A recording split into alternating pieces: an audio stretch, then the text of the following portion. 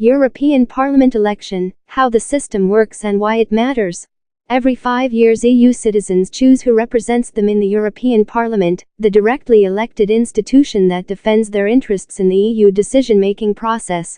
Voting practices vary across the EU, but there are also some common elements.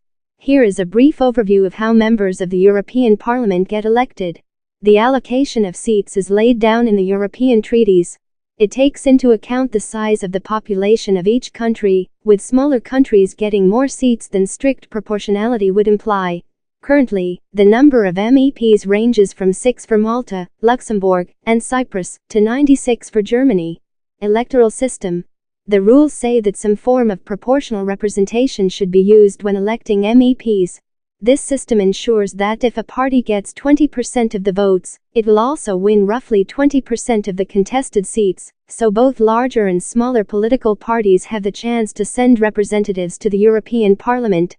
Countries are free to decide on many other important aspects of the voting procedure. For example, some split their territory into regional electoral districts, while others have a single electoral district. Voting days.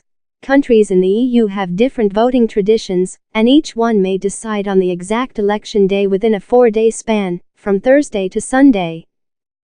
Who runs in the elections? Elections are contested by national political parties, but once MEPs are elected, most opt to become part of transnational political groups.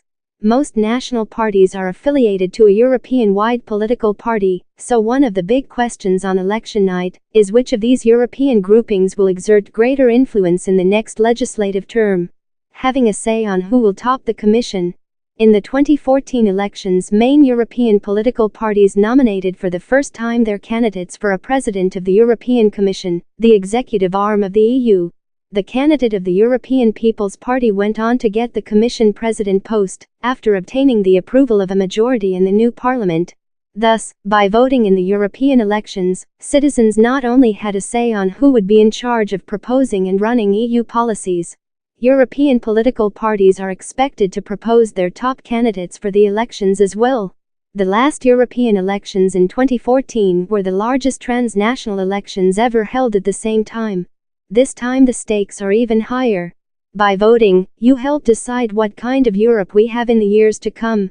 The European elections in May 2019 will have a direct impact on your life.